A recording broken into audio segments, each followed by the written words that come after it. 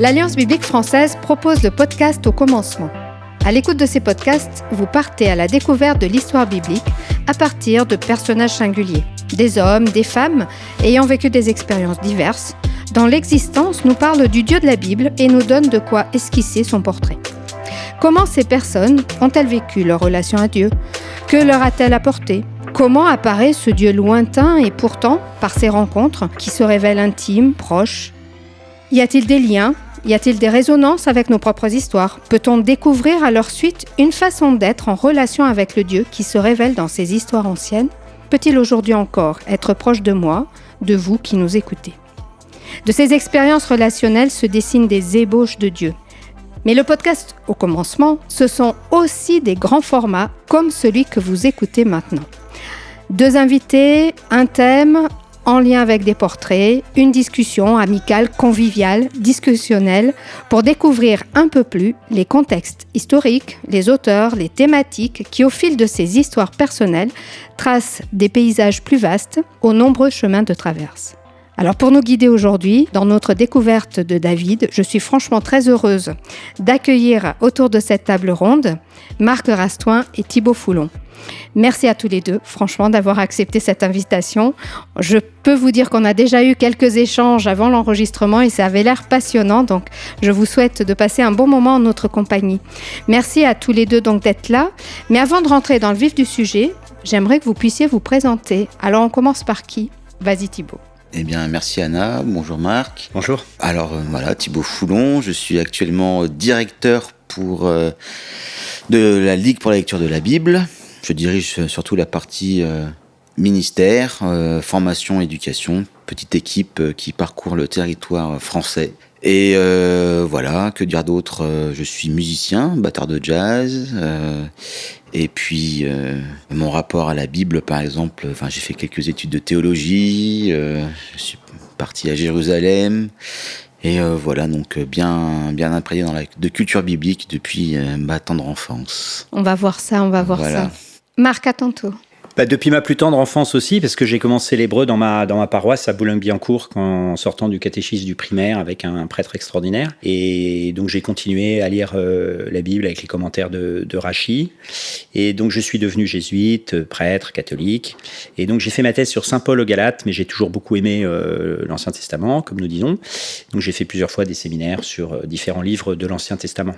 Voilà. Et un homme, vous êtes tous les deux très passionnants. J'ai eu la chance de vous rencontrer à certaines occasions et j'ai hâte de vous entendre discuter parce que finalement, je vais un petit peu disparaître, moi. Je vais vous laisser toute la place. En tout cas, voilà, ce grand format va porter sur David. C'est franchement un énorme personnage biblique. Pourquoi est-il aussi emblématique? Alors, qui commence? Pour commencer, allez-y. Il faut bien quelqu'un qui se lance. Au centre de la Bible, on a cette longue histoire des premiers rois. Selon les experts, c'est ce qu'on appelle l'histoire deutéronomiste, donc une longue histoire suivie qui est un peu le chef-d'œuvre narratif de la Bible hébraïque. Le grand chercheur américain Robert Alter, dans les années 70, un peu le père des études littéraires de la Bible, a consacré beaucoup de temps au cycle de David. En fait, son livre majeur s'appelle The David Story. C'est vraiment l'analyse narrative et littéraire de l'histoire de David.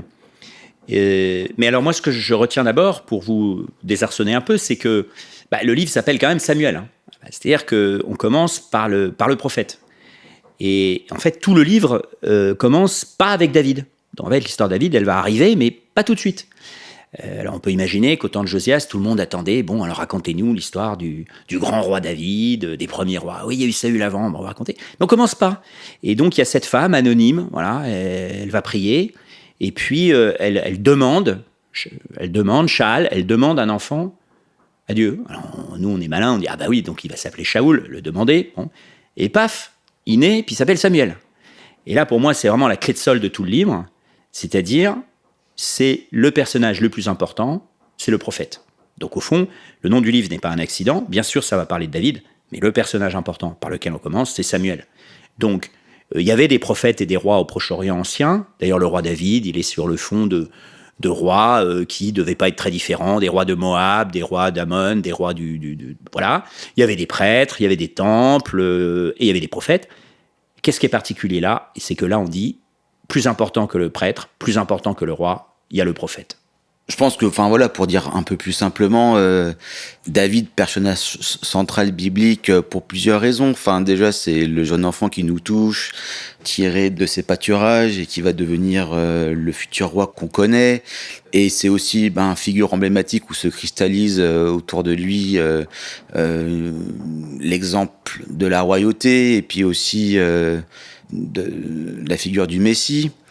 Au dehors de la culture biblique, David est devenu aussi un personnage de la culture populaire. Enfin, voilà, il a été quand même largement représenté, que ce soit sur des peintures ou la sculpture. Et puis, on le verra probablement au cours de cette discussion. Enfin, toutes ces péripéties, ces rencontres aussi avec les femmes. Ou, enfin, bon, bref. Enfin, voilà, il fait partie. C'est un feuilleton. Hein. C'est un feuilleton. Enfin, voilà. Donc, je pense que David est à la fois attachant, attirant, et voilà. Donc je pense que sa renommée dépasse largement la culture biblique proprement dite. Puis bon voilà, personnage central aussi du judaïsme, et puis aussi de l'islam, Daoud. Je veux dire, ça reste aussi une figure centrale. C'est vrai qu'on cite souvent Abraham ou d'autres pour ce trait d'union entre les religions monothéistes, mais au final, David, en effet, peut être aussi une figure... Parce qu'effectivement, on peut rajouter qu'au-delà du roi, c'est aussi le poète et le musicien. Alors ça, cette tradition, en fait, elle est très, très fabriquée là, par la Bible, puisqu'il y a le cantique de David à la fin de Samuel 22, qui est le psaume 18, donc il y a un lien. Et quand il y a eu l'édition finale de ce qu'on suppose du psautier quelques siècles avant notre ère, on a mis des titres. Quand David fuyait à telle occasion, quand David pécha avec Bethsab. Donc les psaumes sont rattachés à David, donc certainement d'une manière largement artificielle, mais le point est que c'est une lecture canonique, c'est incorporé dans la Bible. C'est-à-dire que David, on le voit un moment, donc il joue de la musique devant Saül. Donc c'est étonnant, ce personnage qui effectivement, on peut supposer qu'historiquement, là on va y revenir, mais était fondamentalement un chef de guerre, un chef de tribu. Par certains côtés, il est un musicien, poète, qui égaye la cour du roi Saül. Le jeune, on est à la cour des rois de France en 1350. Et il y a le jeune page Thibaut qui joue de la harpe. Donc c'est sûr que cette image avec le guerrier qui va tuer Goliath et qui va accomplir des grands exploits contre les ennemis d'Israël, il y a une tension. C'est ça aussi qui est assez marquant avec David, c'est qu'il a plusieurs figures. Il a plusieurs portraits. On parle du jeune enfant, on parle du jeune berger, du musicien. Il a eu aussi un très grand engagement en tout cas, selon le texte, de structurer la liturgie du temple avec... dans Chroniques, là, il y a une espèce... Donc, oui, ça c'est plus tardif quand même. C'est plus tardif, mais c'est vrai qu'en tout cas, on peut avoir comme ça des portraits robots un peu de David qui sont... Effectivement, après, moi, je suis pas spécialiste de la question, mais je trouve que la figure du roi David, probablement, drague plusieurs traditions qui ont été rassemblées pour pouvoir présenter une seule personne. Donc les différentes facettes du roi David sont probablement diverses traditions qui ont été collectées pour en faire une seule et même figure. Bon, on reviendra plus tard sur l'aspect historique du roi David, mais la figure du roi David est vraiment au cœur. C'est vraiment au cœur de toutes les discussions entre l'histoire et ce qui est raconté. David, c'est vraiment le plus bel exemple. Avec la sortie d'Égypte, évidemment. Oui, voilà. Là, c'est intéressant, c'est un peu la question des grands exégètes allemands, même de la tradition historique-critique au 19e. Bon, qu'est-ce qu'il y a d'historique et qu'est-ce qu'il y a de littéraire dans David ? Donc, évidemment, c'est un cas d'école parce qu'on voit bien qu'il y a des dimensions folkloriques, une dimension très littéraire, très construite, puisque les livres de Samuel et puis les livres des rois sont des livres avec des inclusions, des effets de sens, des allusions. Donc, il y a une construction du personnage. Alors, en même temps, si on nous pose de but en blanc la question historique, est-ce que David a existé ? C'est quand même alors là, on va discuter. Les archéologues pas en mesure d'apporter grand-chose. Alors, il y a un élément quand même, il y a une stèle, la stèle de Dan, voilà, dont on pourra reparler. Alors, les arguments sont plutôt internes au texte. C'est-à-dire que si vous fabriquez complètement de zéro un personnage, c'est curieux quand même d'avoir un David qui va se mettre au service des Philistins un moment, qui va baver comme un fou, se faire passer comme un fou pour pour sauver sa peau, qui va quand même avoir l'affaire de Bethsabée comme péché avec un grand P. Bon, c'est pas non plus complètement une figure idéale. Voilà, c'est pas le roi ou le héros idéal. Donc si on le fabrique, il y a des petits raccords qui collent pas. Alors l'exemple quintessentiel, c'est l'histoire de Goliath, puisque c'est quand même la scène que tout le monde connaît, les cailloux, le géant, machin, le jeune David qui tue Goliath. Et puis à la fin du livre du deuxième livre de Samuel 22, je pense, à la fin on nous dit « Et Elhanan tua Goliath de Gath ». Alors on dit « Attendez, les amis, il faudrait savoir, c'est David ou c'est Elhanan ?» Bon. Moi, ce que je trouve fascinant, c'est que les compilateurs finaux de l'édition qu'on a du livre des rois, comme dans beaucoup d'affaires dans la Bible, c'est comme il y a 2 récits de la création, 2 décalogues, etc., ils nous donnent 2 traditions. Ils disent, voilà, il y a la tradition là avec David, et puis il y a une autre tradition à la fin. On dit, mais coupez, censurez, vissez vos boulons. Non. Donc, ils nous disent, voilà, il y a sans doute des dimensions qui ont été retravaillées, qui ont été enrichies. Moi, ma position, qui me semble la position, le consensus actuel un peu dominant, c'est qu'il y a très probablement eu un chef de Juda autour d'Hébron, de Jérusalem, qui s'appelait David. Mais évidemment, le royaume était plutôt une affaire assez petite, et qui était un chef de guerre de l'époque, à l'origine, on va dire, de Juda.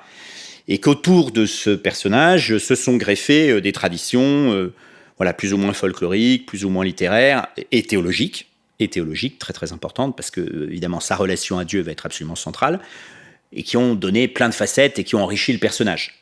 Voilà, moi je pense plutôt que David a existé, même si après, pour rentrer dans le détail de ce qui est historique ou pas sur sa vie, faut regarder au cas par cas selon les choses. Je sais pas ce que tu en penses, Thibaut, mais... Oui, je veux dire, tu as mentionné donc la stèle de Tel Dan, donc stèle qui date du 9e siècle avant notre ère, où est mentionnée en fait la maison de David. Donc on est là aussi dans un contexte historique assez proche du David biblique, vers 1000 avant notre ère. L'historicité donc de la maison de David et de cette figure de David est indéniable. Ensuite, là où la recherche est quand même beaucoup plus prudente, c'est sur son œuvre. Et surtout sur ce qu'il a réalisé en tant que roi, parce que quand on lit les passages bibliques qui parlent de David nous est présenté comme le roi qui a unifié en fait la monarchie avec un empire étendu, et en fait, là où la Bible exagère probablement, ça serait sur ce point. David, chef de guerre, roitelet, il n'y a aucun problème. Mais là où, en fait, le consensus est encore... sur l'Empire. Le fameux de Dan à Beersheba, cette dimension... C'est sur son étendue. Alors, certains spécialistes envisagent la construction du personnage plutôt vers l'époque de Josias, donc, 7e, 6e siècle avant notre ère... Mais bon, peu importe. Ce qui est aussi intéressant, donc au-delà de l'historicité du roi David, c'est aussi la manière dont la Bible nous présente ce personnage et son importance théologique. Parce qu'en fin de compte, ce qui s'est passé. Ouais, il nous inspire. Oui, je veux dire. L'histoire est une très bonne chose, c'est pas moi qui vais le dire le contraire, mais je crois que au-delà de l'aspect historique des choses, la Bible n'est pas un livre d'histoire ni de science, c'est un livre qui nous parle du rapport de Dieu avec les hommes. D'où le podcast au commencement, justement. Oui, voilà. Et c'est là où l'histoire de David est riche de plein d'enseignements. Et les scribes d'Israël qui ont travaillé sur ces récits, c'est d'une richesse absolument incroyable. Alors, il y a des éléments, on va dire, littéraires. Par exemple, le roi David est associé à la fronde.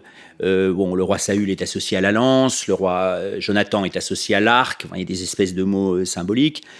Sur le fond d'une affaire quand même très très mystérieuse, que vraiment, personnellement, j'ai mis des années à mesurer parce qu'on ne l'a pas en tête, c'est le temps que dure la succession Saül-David.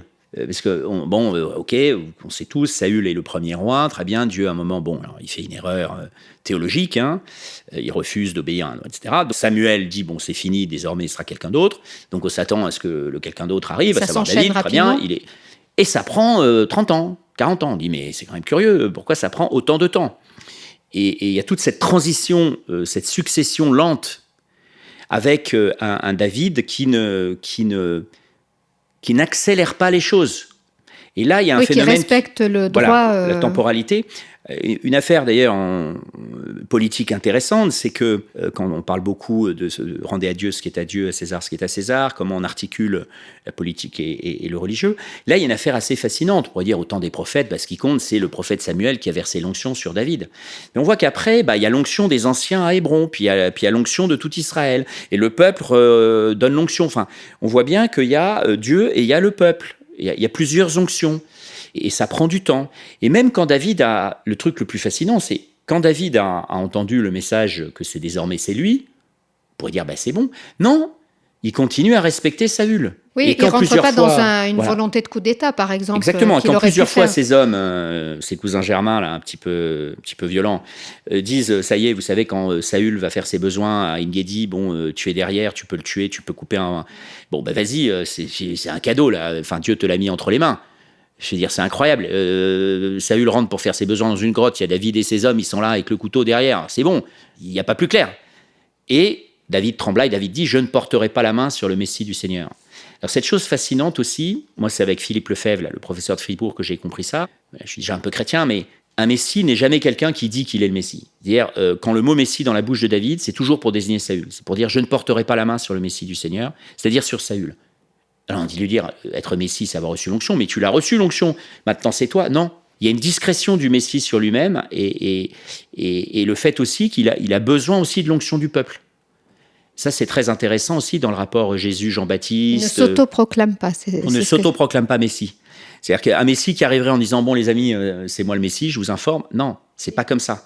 Si on part du principe, pourquoi on a ça au centre de la Bible, que Saül et David sont les deux premiers, enfin, il y a Ishbosheth entre les deux, mais enfin, disons les deux grands premiers rois Messie, donc Messie consacré d'Israël.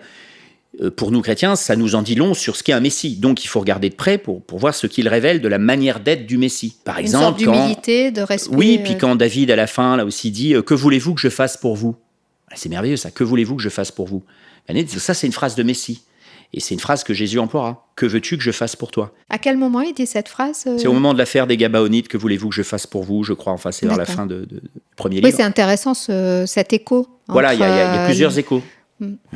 Ouais, je voulais revenir, enfin, tu parlais oui. Du symbolisme avec la fronde, et tu évoquais, Anna, tout à l'heure le temps que ça a pris et tout, mais là, on est vraiment dans la narration, puisque quand on regarde le règne de David, c'est 40 ans, Salomon, c'est pareil, donc on est aussi dans une temporalité qui est significative. Oui, 40, c'est un chiffre emblématique. Voilà, alors peut-être que j'insiste là-dessus parce que j'ai eu 40 ans il n'y a pas très longtemps, mais ça a du sens en fait aussi, c'est le temps de la maturité, c'est le temps de laisser faire les choses, le temps aussi d'accepter un certain héritage, notre vie et tout ça, quoi. Donc, on est vraiment dans le récit construit, même si ce récit peut être ponctué d'éléments historiques. C'est important de saisir ce symbolisme qui nous permet en fait de faire de ces histoires que ça puisse aussi résonner pour nous. Et c'est ça qui est quand même génial avec les textes bibliques. C'est ça que je trouve intéressant avec ce que vous dites, c'est que on était parti d'un personnage historique. Et là, on est en train de rentrer vers un personnage construit avec une intention. Vous avez parlé de théologie, vous avez parlé d'une intention pour un message à donner. Rentrons dans dans ces aspects-là qui sont finalement beaucoup plus parlants encore que la personne historique. Moi, j'aime bien l'intuition de Philippe Lefebvre qui est de dire, au fond, c'est l'histoire d'un homme avec Dieu. Un fils devant Dieu. Comment on rentre en contact avec Dieu ? Alors Saül, c'est la figure tragique par excellence, il échoue tout le temps. Il n'arrive pas. C'est quelqu'un qui n'arrive pas à saisir les signes de Dieu. C'est d'autant plus paradoxal qu'il est vraiment saisi par l'Esprit Saint. Au début, l'Esprit Saint descendit sur Saül fut saisi par l'Esprit Saint. Oui, il avait tout pour lui au début. Voilà, il fut changé en un homme différent. C'est merveilleux, il est transformé par l'Esprit Saint, c'est charismatique. On se dit, c'est bon. Eh ben non. Et après, il retombe et on voit que ça ne marche jamais. Jusqu'à la fin, puisque juste avant sa mort, donc on a le dernier repas d'un Messie, la dernière scène d'un Messie. Bon, qu'est-ce qui se passe la veille de la mort de Saül et de Jonathan? Et donc, vous vous souvenez, il va chez cette femme à Endor, qu'on a trop facilement qualifiée de sorcière, qui est d'abord une femme qui va se révéler extrêmement maternelle et prévenante, pour communiquer avec Dieu. Fais-moi communiquer avec Samuel. On voit qu'il est orphelin de Samuel, il ne sait pas comment faire, il n'arrive plus à avoir le contact avec Dieu depuis la mort de Samuel. Et chose incroyable, Samuel revient de chez les morts. Samuel sort du Sheol, cas unique dans toute la Bible, avec son manteau. Alors lui, le signe de Samuel, c'est son manteau, depuis que sa mère lui faisait le manteau quand il était tout petit. Et Samuel, plus vivant que Saül, qui va tomber mort, plus mort qu'un mort, Samuel lui dit, bon, tu seras ce soir avec moi, et confirme toutes les paroles qui avaient été dites, qu'il avait dites de son vivant. Ce qui est très intéressant pour nous par rapport à Jésus ressuscité, qui au fond, dès que Jésus ressuscité arrive, il dit, comme je vous l'avais dit, je vous ai dit, souvenez-vous des paroles que je vous disais quand j'étais avec vous, c'est-à-dire que il revient du Sheol, pas pour tout d'un coup nous livrer des secrets bizarroïdes, mais pour confirmer en fait la parole qu'il avait dite de son vivant. Donc là c'est Saül, et David, lui, est un homme qui, alors, n'est pas sans péché, on pourra y revenir, c'est intéressant d'un point de vue messianique. Ah oui, je pense qu'il faut y revenir, oui. Voilà, n'est pas sans péché, mais est en même temps quelqu'un qui est capable d'entrer en communion avec Dieu, qui est capable de s'humilier devant Dieu, qui est capable de prier, qui est capable de demander pardon, et qui a une relation au fond personnelle avec Dieu. C'est ce que j'allais dire dans ce qu'on partageait, c'est que tu mettais Samuel comme vecteur entre Dieu et Saül. Ça semblait vraiment chez lui un besoin d'avoir un guide pour être avec Dieu. Or, David, lui, il est très tôt en relation avec Dieu. Ça passe par la nature, les fameux psaumes ou les chants. On voit que cet enfant, enfin ce jeune berger, il a une sorte de... Il est touché par l'émerveillement, par la contemplation. On retrouve, en tout cas, l'histoire laisse ce genre d'apparition. Est-ce que c'est ça finalement David ? Est-ce qu'il y a d'autres éléments entre sa relation avec Dieu ? Qu'est-ce qui fait la différence en fait ? Il me semble que la Bible, enfin en tout cas l'Ancien Testament, n'aime pas les personnages plats. C'est un peu ennuyant. Un personnage plat, mais quand on regarde Jacob, il lutte avec Dieu, Salomon, Moïse, Abraham, je veux dire, et puis David, je veux dire, on est profondément dans cette humanité qui se cherche, l'homme aux prises avec Dieu, et David est la figure du croyant, est une des figures des croyants aussi qui nous rejoint parce que il n'a pas peur, de questionner. Et effectivement, il commet des erreurs et pas n'importe lesquelles. Donc, il nous a pas présenté comme un personnage parfait, loin de là. Donc, si je peux renforcer encore ce point, c'est même très étonnant parce qu'avec tout ce que c'est comme figure, tout ce qu'il est censé représenter comme figure pour Juda, pour Josias, pour Israël, au moment où ces textes sont écrits, on pourrait imaginer, quelques bumps on the road, quelques petits péchés, mais quand même une progression globale. Or, en fait, le récit, il y a une espèce de lente, il y a une montée de David, et puis il y a le fameux turning point, il y a le point tournant là, et puis il y a un lent déclin, au fond. Avec l'échec avec ses fils, avec ce point tournant, qu'est l'affaire de Bethsabée. Et donc ça, c'est très étonnant qu'on nous décrive au fond non seulement la croissance et l'ascension, mais la déchéance presque d'un roi. À la fin, c'est pathétique. On lui met une femme dans son lit comme bouillotte pour le réchauffer. Et pour voir s'il réagit, s'il est vivant. Pour il réagit. Il est complètement... c'est un légume, c'est amorphe, la succession à la fin, c'est vraiment Salomon, Nathan, ça se bagarre. Il est pathétique à la fin.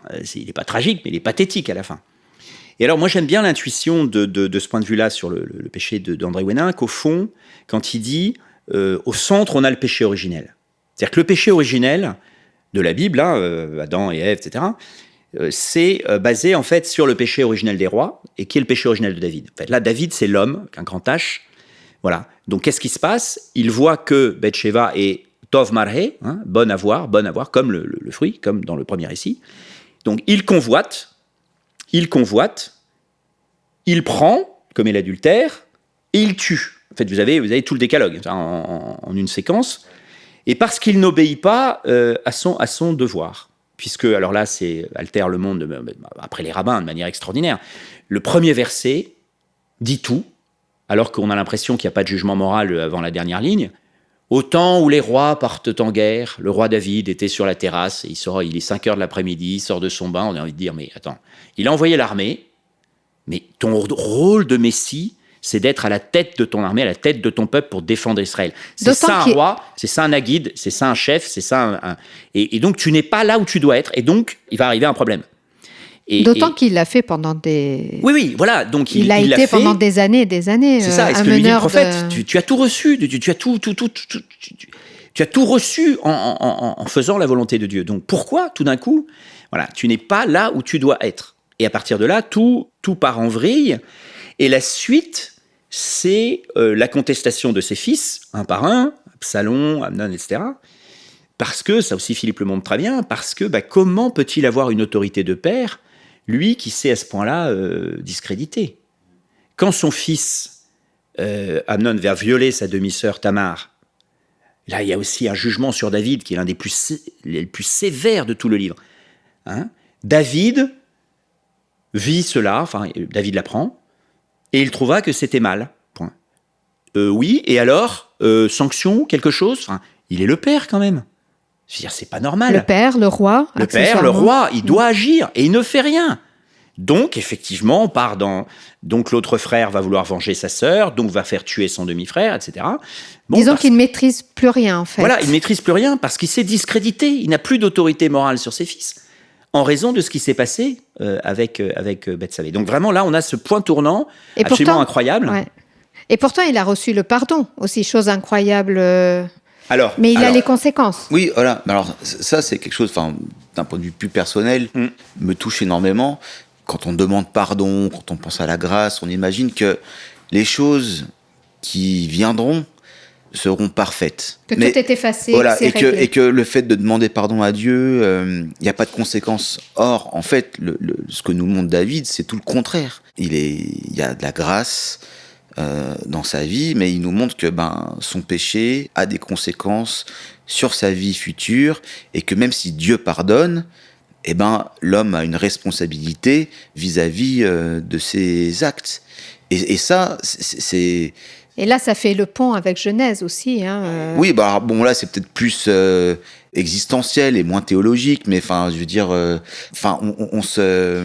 Pour moi, c'est totalement théologique. C'est ce que les Juifs, après la Shoah, nous ont appris. C'est-à-dire, il n'y a pas de paix sans justice et il n'y a pas de pardon sans justice. Donc, d'une part, le péché a des conséquences mortifères que tu ne peux pas annuler. Oui, voilà. Il y a génocide, il y a un mort, il y a un mort. Donc, on a assassiné ton fils, on a assassiné ton fils. Ça a des conséquences mortifères qui se répandent.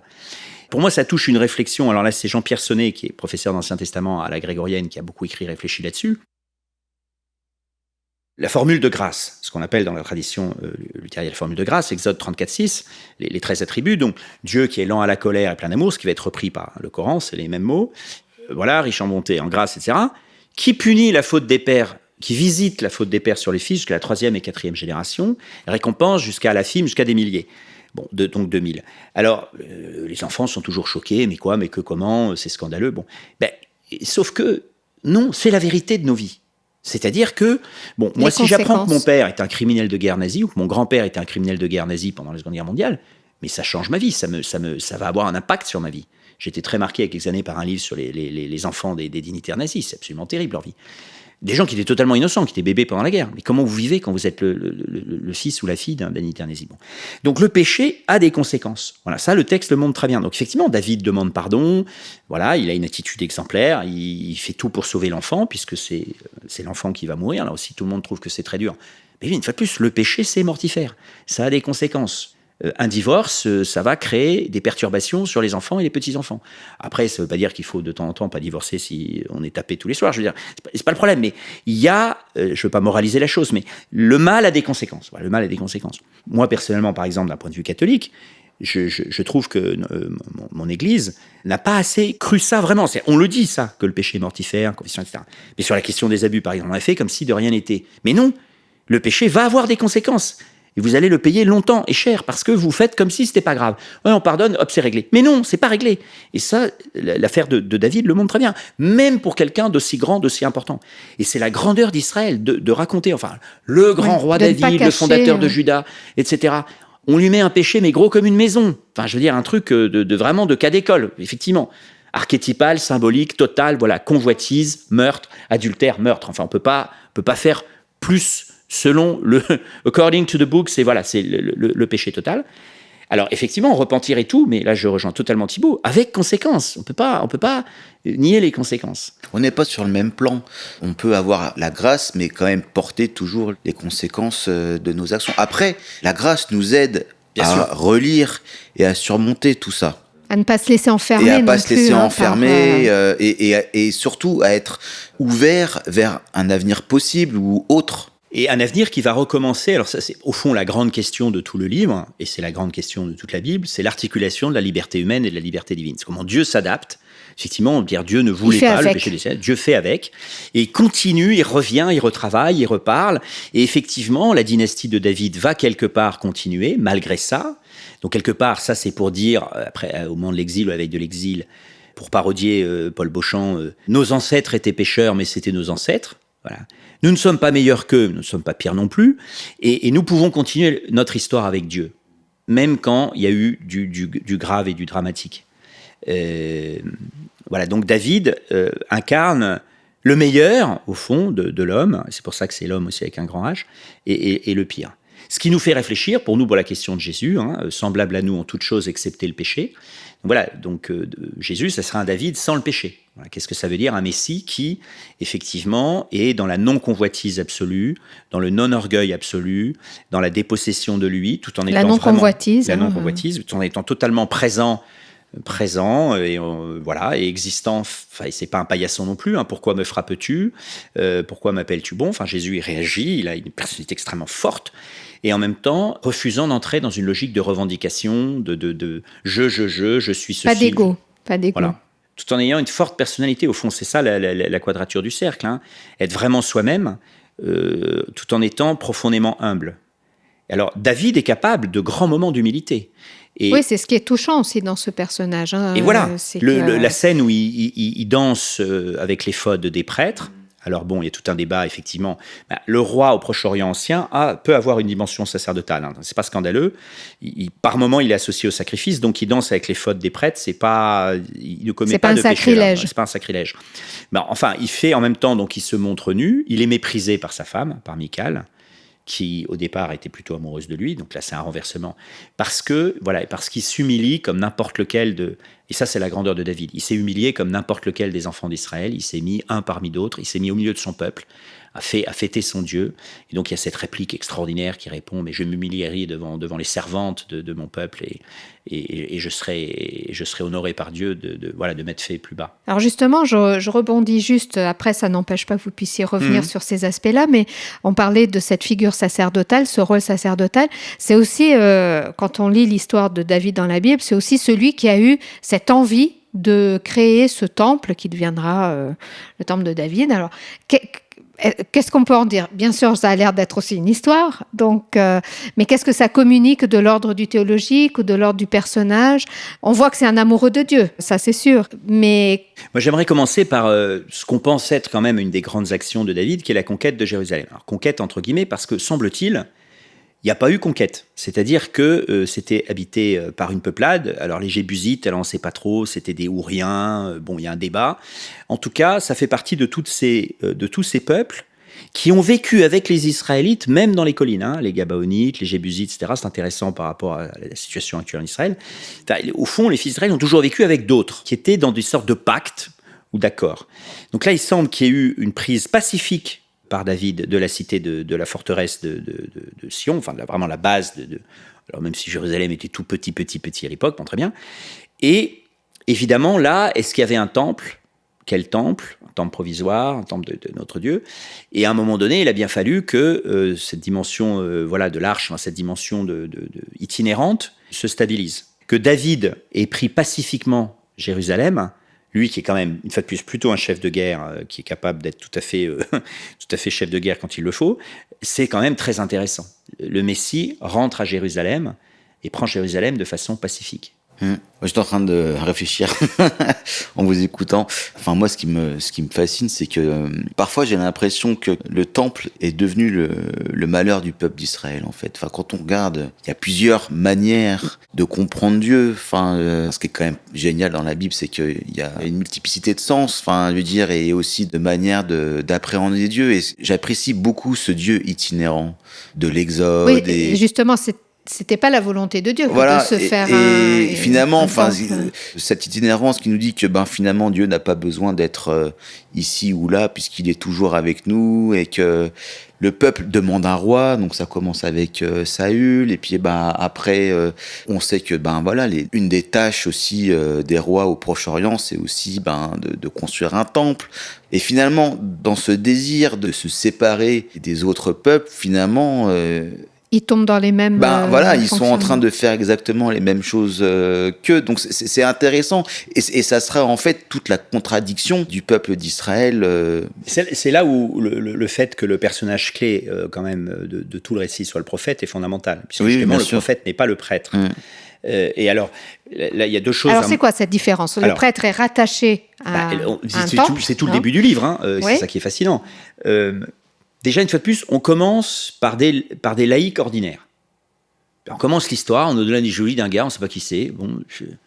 Il y a deux Anna, femmes. Très bien. Bon, tu es en train de commencer l'histoire des rois d'Israël. Tu pourrais commencer par le grand-père de David. Non, c'est pas rien. Qui vont prier. Première fois dans toute la Bible que quelqu'un prie dans son cœur, à mi-voix. Ses lèvres bougent, etc. C'est une femme laïque, anonyme, nobody. Et devant un prêtre, qui lui est bien, mais ses fils pas bien. Bon, va cuver ton vin ailleurs. Non, j'épanche mon cœur devant le Seigneur. En fait, le modèle est déjà un modèle de prière, en dehors du temple, en réalité, personnel, intime. Et cette femme, pour le coup, là on est encore en amont, qui elle n'est pas prophétesse, ni prêtre, ni roi, ni rien. C'est elle qui dit, le Seigneur élève la corne de son Messie, c'est la première à parler du Messie. Le Seigneur fait mourir et vivre, descendre à l'abîme et en ramène. Ordre des mots un peu curieux, quand même, qui pour nous est complètement prophétique. Parce que, l'idée de base de l'humanité, c'est le Seigneur fait vivre. Bon, alors oui, il fait vivre, il donne la fécondité de tout, du blé, des femmes, tout ça. Là, on devrait dire, le Seigneur, Dieu donne la vie. Et puis à la mort, quand même. Bon. Non, on dit les choses à l'envers. Dieu fait mourir et fait vivre.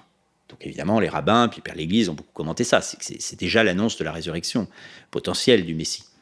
Et après tout, c'est le seul livre où il y a un mort qui revient de chez les morts, ultra bien vivant, comme on a vu Samuel à la fin du livre. Donc en réalité, au centre de 1-2 Samuel, qui ont été coupés à peu près tardivement, mais au centre géographique de tout l'ensemble de l'histoire, il y a quand même un Samuel qui surgit du Sheol. Il fait descendre au Sheol et en ramène. Donc le récit est assez sévère au fond sur les prêtres, assez sévère sur les rois, et met en avant la figure du prophète. Alors, pour rejoindre ce que disait Thibaut, il y a une phrase du Talmud commentant la traversée du désert que j'aime beaucoup, qui est fabuleuse, qui dit « Partout où tu verras le verbe s'installer, là Satan joue son jeu ». C'est-à-dire qu'effectivement, le yashav, le s'installer, donc ce côté itinérant. Et c'est vrai qu'après, la tentation... Le mouvement est central. La tentation qu'on voit pour le coup dans les prophètes Jérémie, Ézéchiel, de dire « Nous avons le temple du Seigneur, temple du Seigneur, temple du Seigneur, donc sécurité, sécurité ». Non, si tu es pécheur, si nous, comme collectivement, comme peuple, nous ne sommes pas fidèles à l'alliance, temple ou pas temple, promesse ou pas promesse, il y aura des conséquences. On revient à cette affaire des conséquences du péché. Il y a des conséquences. Et du coup, le prophète, alors, qu'en dire ? Pourquoi est-elle si importante ? Ça, pour moi, c'est l'ADN, c'est la spécificité d'Israël. C'est dans la culture du Proche-Orient ancien, c'est évidemment la marche vers le monothéisme, mais là-dessus, appuyé sur un corpus prophétique. Or, les prophètes surgissent justement de Dieu, surgissent du peuple et de Dieu. Qu'est-ce qui fait qu'à un moment donné, Samuel, il va être reconnu comme prophète. Bon, son père n'était pas prophète. C'est la vocation. C'est l'appel aussi, hein. C'est l'appel. Les rois, c'est généalogique, chez Israël comme les rois de France.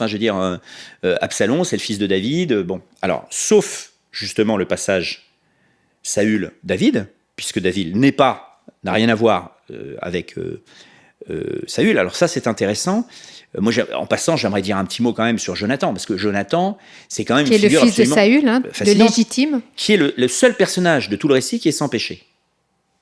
Jonathan. Donc Jonathan, c'est celui qui devrait être le roi et le Messie parfait. C'est l'homme sans jalousie. C'est l'homme qui va reconnaître en David un homme selon le cœur de Dieu comme lui. Donc il y a eu beaucoup de commentaires sur David, mais Saül, enfin ton amour était plus important pour moi que l'amour des femmes, l'élégie, etc. Non, ça pour moi, Philippe Lefebvre a très bien montré. David et Jonathan. Voilà, David et Jonathan. Ouais, parce que tu as parlé de Saül. David et Jonathan. Dans l'élégie sur Saül et Jonathan, là au début du 2e livre. Or, en fait, le récit prend soin de nous présenter Jonathan, risquant sa vie avec son écuyer, allant affronter les Philistins avant qu'il rencontre David. Et là, tout d'un coup, il rencontre un homme selon son cœur, un homme qui partage au fond les mêmes valeurs, les mêmes convictions et le même zèle pour Dieu que lui. Donc, ce qui unit David et Jonathan à la base, c'est le zèle pour Dieu. C'est-à-dire que Jonathan rencontre un zèle qu'il ne trouve pas chez son père. Et pour autant, ça c'est absolument fabuleux dans le récit, Jonathan ne va jamais trahir ou ne va jamais être infidèle, on va dire, à son père. Donc il va réussir la quadrature du cercle, alors qu'évidemment tout le monde a compris que David était le rival, était celui qui menaçait le trône de Saül, c'est-à-dire le sien. Il va protéger David et en même temps... Lui, il est le prince héritier, il va réussir à être fidèle à son alliance, je maintiens que c'est une alliance religieuse, spirituelle profonde avec David, et à son père. Et au fond, il a la mort d'un Messie, il meurt sur les monts de Gilboa en étant fidèle à son père, et il meurt sans péché, voilà, il meurt par fidélité à sa mission fondamentale. Donc Jonathan a la mort que David aurait pu ou aurait dû avoir. Ça, c'est très intéressant. Oui. Enfin, normalement, Jonathan devrait voir en David l'ennemi par excellence, c'est celui qui va le priver du trône. Et David devrait comprendre qu'effectivement, une fois que Saül sera mort, etc., il faut que Jonathan soit éliminé. Or, en fait, ils font une alliance. Et pour le coup, David, avec tout le côté qu'on le décrit, réal politique, roi cunning, roi... mischievous, enfin, le gars qui complote, bon, très politique. Là, il va être fidèle. Il dit, je ne tuerai pas les fils de Jonathan et je resterai fidèle. Il va même prendre soin du fils de Jonathan après. Voilà, le fameux Ishbosheth, je crois, qui est un faux nom. Bon. D'ailleurs, soit dit en passant, le nom de David n'est pas Théophore, ce qui est une marque d'historicité. C'est-à-dire, le nom de David ne comporte pas le nom de Dieu, ce qui est le cas de Jonathan, Jonathan.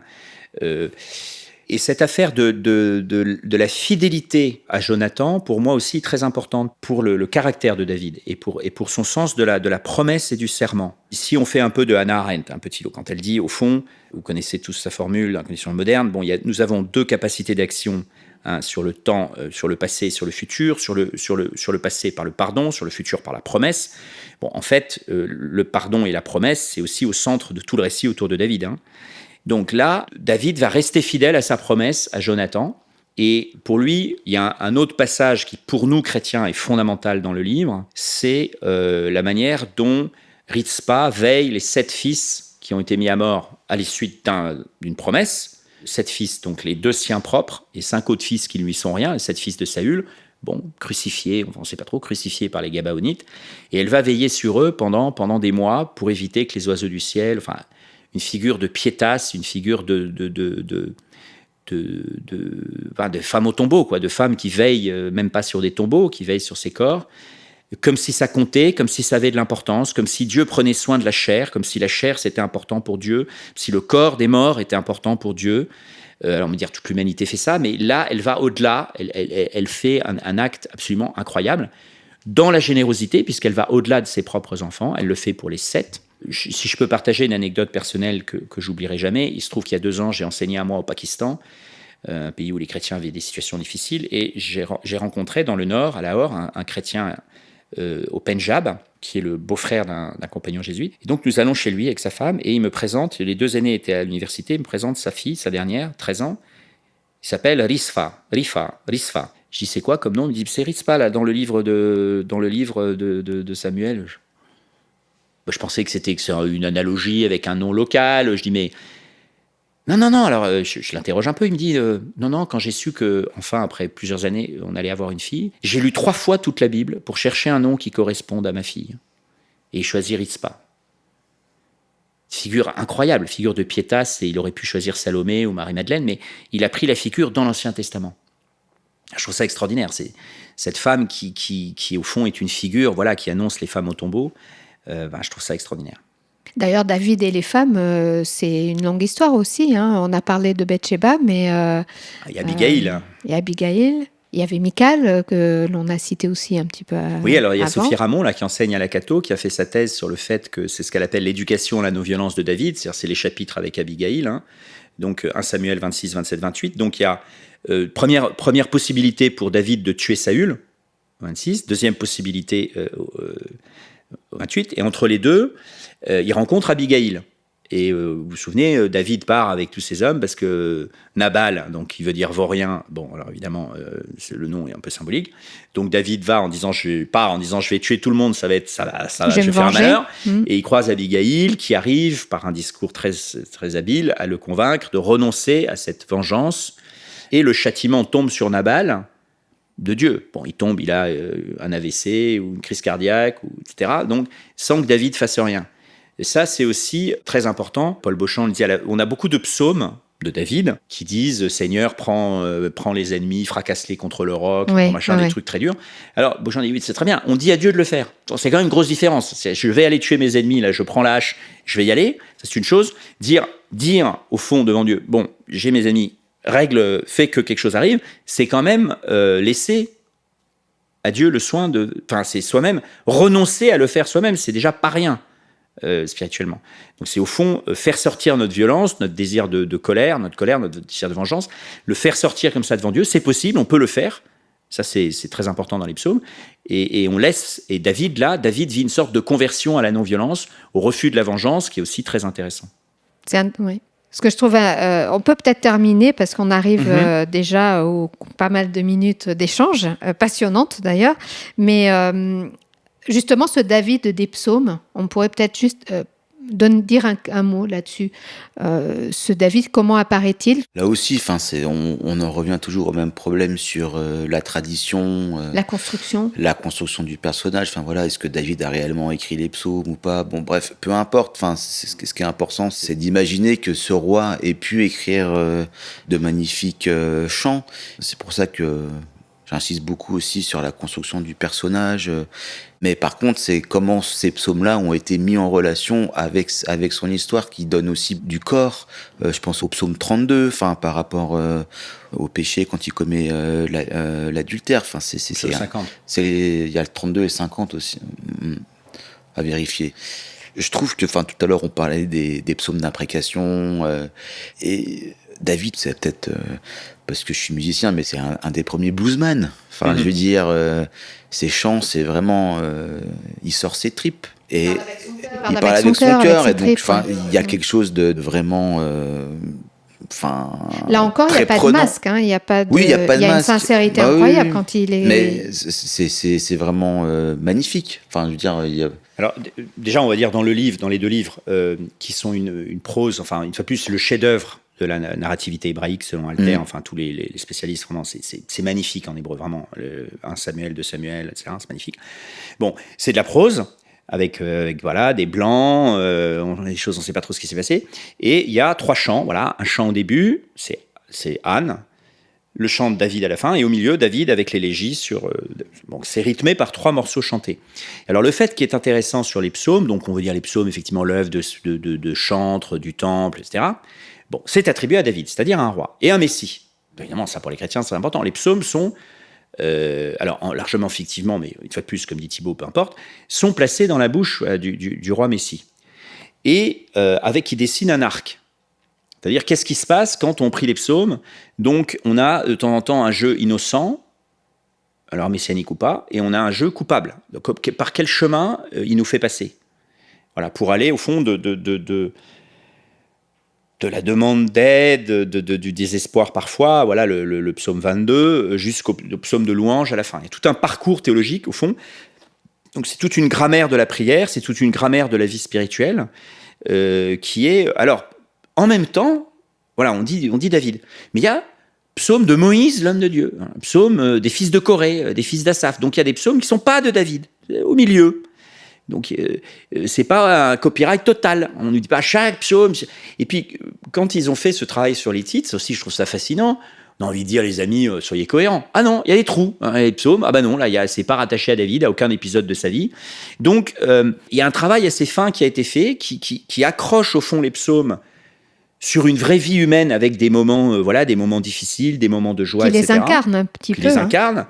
Et d'autres pas, donc qui contribuent à la fois à arrimer au fond les psaumes à un récit, Donc ça s'est fait par le psaume 18 et par les chroniques, et qui en même temps est intemporel aussi dans d'autres cas.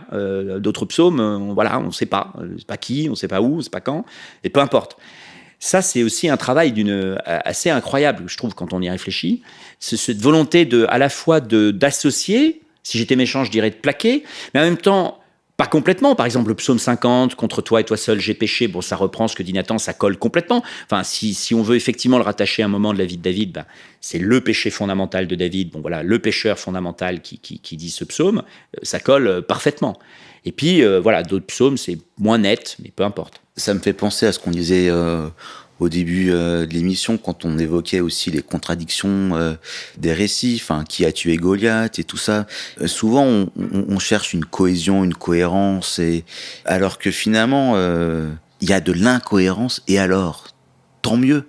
Toutes les lectures du Talmud, les lectures rabbiniques, sur la multiplicité des sens, c'est génial. Et c'est ce qui rend la Bible intéressante. Moi, j'aime bien l'intuition de Thomas Römer, là, qui est professeur au Collège de France, qui dit, au fond, le génie de la constitution de la Bible telle que nous l'avons, c'est l'addition sans la soustraction. C'est le fait qu'on met ensemble des traditions différentes sans peur. Donc, on a 2 récits de la création, 2 décalogues, on a différentes traditions sur qui a tué Goliath. On a des figures avec leurs ombres et leurs lumières, sans crainte. Et donc, il y a une forme de compromis fondamental entre les différentes écoles, mettons traditionnellement l'école deutéronomiste et l'école sacerdotale, par exemple. Il y a un compromis fondamental où aucun n'impose à l'autre. Donc, si on revient à David, le livre de Ruth, plus tardif, nous parle donc de l'arrière-grand-père du roi David. Bon. Donc on a le Deutéronome qui nous dit les Moabites et les Ammonites jusqu'à la 10e génération ne rentreront pas dans l'assemblée du Seigneur. Bon, très bien, on a compris. Et là, en fait, tu nous parles du roi David quand même, et tu nous dis que son arrière-grand-mère était une Moabite. Ça va pas. Eh bien, pas de problème. Les 2 sont dans la Bible. Et au fond, en prolongeant un peu, moi, ce que j'aime bien, c'est dire au fond, dans le Nouveau Testament, c'est pareil.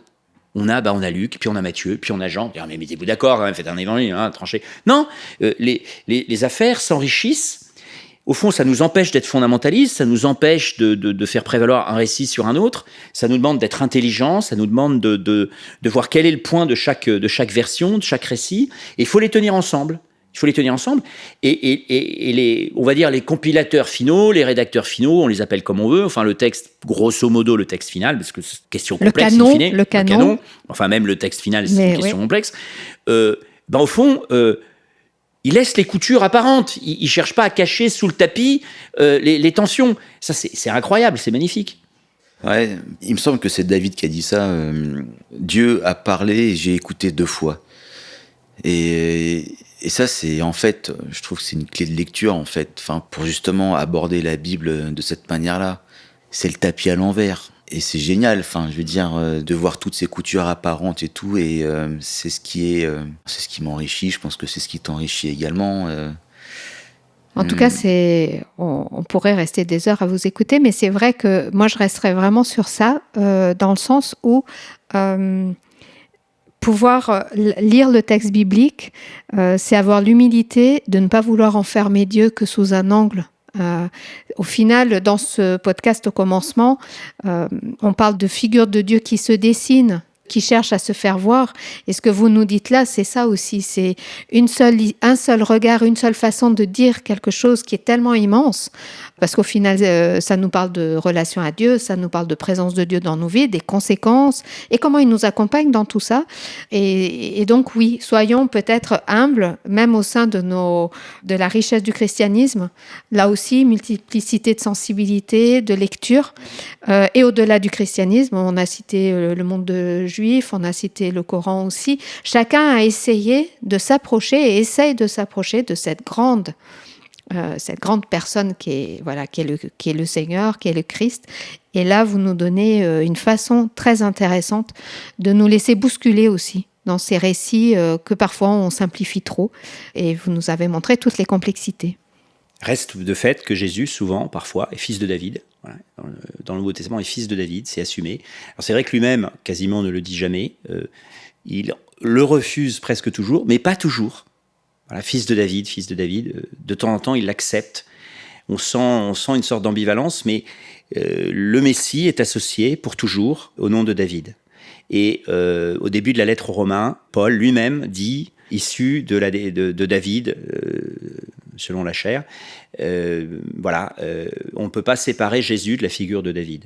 Ouais. Et finalement, ce David qui a eu cette montée, cette progression, cette ascendance, et aussi une déchéance peut-être qu'on a vue avec ses enfants, etc., reste malgré tout l'origine du Messie, en lien, en tout cas générationnel, avec le Messie. Donc, merci beaucoup pour ce merveilleux moment. Franchement, merci Anna. J'ai passé un très bon moment et j'espère que c'est aussi le cas de tous ceux qui écouteront ce podcast. On est au terme de ce grand format sur David. Il y aurait tellement à dire. Je pense que je vous garderai facilement encore 1 heure ou 2 et vous auriez encore plein de choses à partager. Donc, peut-être pour une prochaine fois, encore découvrir David sous d'autres angles. J'espère que vous tous, vous avez aussi apprécié en l'écoutant. Et je vous laisse en tout cas découvrir tous nos autres podcasts sur Podcastix et sur toutes les plateformes d'écoute. Et je vous dis à très bientôt pour une suite des grands formats.